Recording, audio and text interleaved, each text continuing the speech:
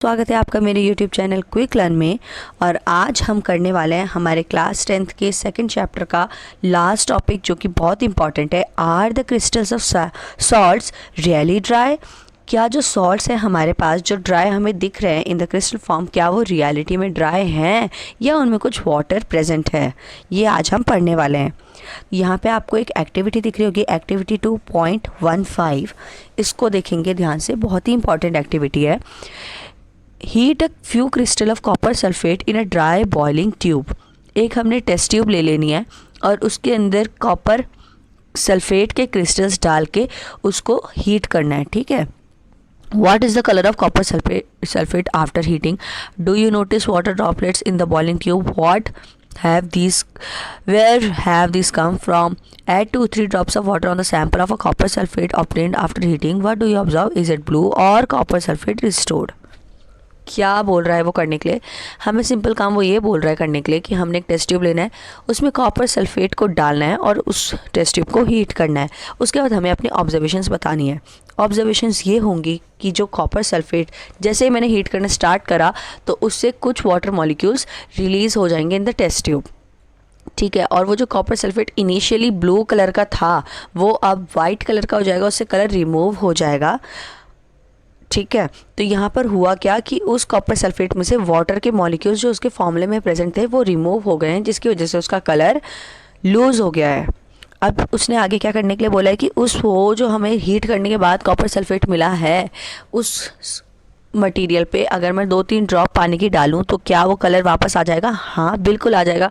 जैसे मैंने उसमें वाटर के 2-3 ड्रॉपलेट्स डाली वैसे ही वो कॉपर सल्फेट का जो कलर है वो वापस हमें गेन हो जाएगा और वो ब्लू कलर का दिखेगा। यहाँ पे लिखा है नीचे, copper sulphate crystals which seem to be dry contain water of crystallisation.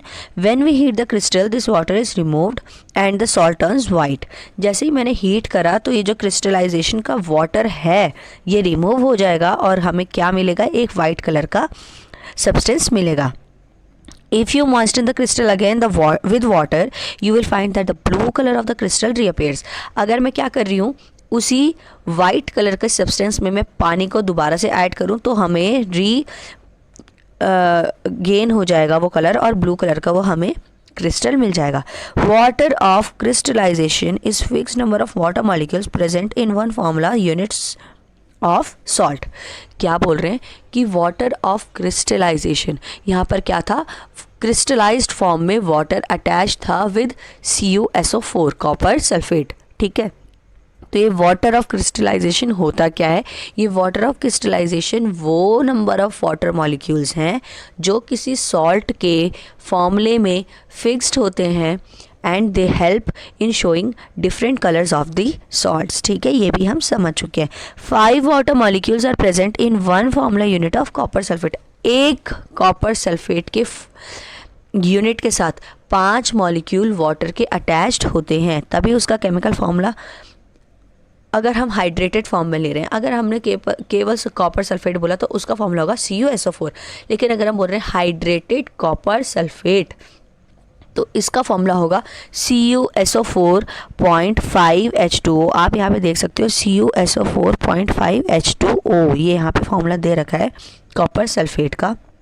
याद कर लेना, बहुत इंपॉर्टेंट है, कई बार एग्जाम में लिखने के लिए भी आता है। Now you would be able to answer the question whether the molecule of Na2CO3.10H2O is wet. तो अब क्वेश्चन पूछ रहा है NCERT हमसे कि क्या Na2CO3.10H2O गीला है, क्या उसमें वाटर प्रेजेंट है? तो yes, water is present in this compound because there are 10 molecules of water attached to the compound in the form of water of crystallization, okay। अब हमारे पास एक अनदर सॉल्ट भी है जो कि है प्लास्टर ऑफ पेरिस, ठीक है। और इसी प्लास्टर ऑफ पेरिस से बनता है जिप्सम। प्लास्टर ऑफ पेरिस और जिप्सम में बहुत ही कम डिफरेंस है, दोनों में वाटर के मॉलिक्यूल्स का डिफरेंस है। वाटर के मॉलिक्यूल का कंसंट्रेशन चेंज होगा और फॉर्मूला चेंज हो जाएगा, जो बेसिक फॉर्मूला है वो दोनों में सेम होता है, ठीक है। तो हम पढ़ते हैं यहाँ से आगे। प्लास्टर ऑफ पेरिस क्या होता है? देखो, on heating gypsum at 373 kelvin मैंने जिप्सम लिया और उसको 373 केल्विन पर हीट करना स्टार्ट करा. It loses water molecules and becomes calcium sulphate hemihydrate. मैंने जिप्सम लिया, 373 डिग्री का टेम्परेचर पे उसको हीट करा, तो क्या होगा, जो जिप्सम में 2 मॉलिक्यूल थे वाटर के, क्योंकि जिप्सम का फॉर्मूला होता है CaSO4.2H2O. ठीक है, तो ये जो 2H2O मतलब 2 water molecules in the crystallise form जो अटैच रखे हैं जिप्सम से, वो क्या होंगे, रिलीज हो जाएंगे और केवल half a molecule of water is present in with CaSO4 in the formula of plaster of Paris. plaster of Paris में इनिशियली जो CaSO4 है वो फॉर्मूला चेंज नहीं होता है, केवल वाटर के मॉलिक्यूल्स 2 से आधा बचते हैं, इसीलिए वो प्लास्टर ऑफ पेरिस बन जाता है. This is known as plaster of Paris. Plaster of Paris the substance which doctors use as plaster for supporting fractured bones in right position. बहुत इंपॉर्टेंट क्वेश्चन है, एग्जाम में आता है. Write some uses of plaster of Paris. सबसे important use ये है कि जब किसी का बोन टूट जाता है या फिर अपनी प्लेस से रिमूव हो जाता है, तो जब डॉक्टर प्लास्टर लगाते हैं तो वहाँ पे प्लास्टर ऑफ पेरिस का ही यूज़ करते हैं. Plaster of Paris is a white powder and on mixing with water it changes into gypsum once again giving a hard solid mass. Plaster of Paris white colour का powder होता है. It is in powder form. जैसे ही मैंने उसको water के साथ mix करा, वो तुरंत रिएक्शन करके जिप्सम फॉर्म करता है और एक हार्ड सॉलिड सा सब्सटेंस बना देता है. ठीक है, अब इसकी रिएक्शन क्या होगी, ये रही प्लास्टर ऑफ पेरिस से जिप्सम बनाने की रिएक्शन. बहुत इंपॉर्टेंट रिएक्शन है. ठीक है, तो जब CaSO4.5H2O plaster of Paris react with 1.5 H2O molecule, जब वो 1.5 H2O मॉलिक्यूल के साथ रिएक्ट करेगा तो क्या बनाएगा, CaSO4.2 H2O. This is the formula of gypsum. तो वो जिप्सम की फॉर्मेशन को दिखाता है. Note that only half a water molecule is shown to be attached as water of crystallisation. Now can you get half a water of molecule? It is written in the form because 2 formula unit of CaSO4 share 1 molecule of water.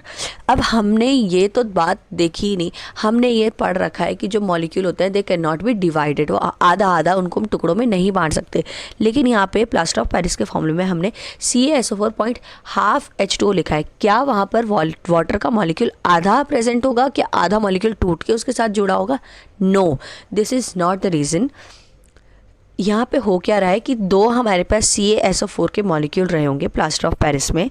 ठीक है, वो दोनों molecule एक ही water के molecule को share कर रहे हैं, तो हाफ यूज़ कर रहा है कौन, पहला मॉलिक्यूल ऑफ CaSO4 और हाफ यूज़ कर रहा है दूसरा molecule of CaSO4. That is why अगर हमें एक यूनिट दिखानी है प्लास्टर ऑफ पेरिस की तो हम हाफ H2O लिखते हैं, लेकिन रियलिटी में ये प्रेजेंट कैसे होते हैं, 2 molecule of CaSO4 and 1 molecule of H2O are present always together. Okay, hopefully आपको सारा समझ आ गया होगा. हमारे चैप्टर यहाँ पे कंप्लीट हो चुका है, सारे वीडियोस अपलोड हो चुके हैं मेरे यूट्यूब चैनल पे, आप जाके वहाँ देख सकते हैं और आगे इस पूरे चैप्टर का स्टडी कर सकते हैं in detail, full NCERT explanation.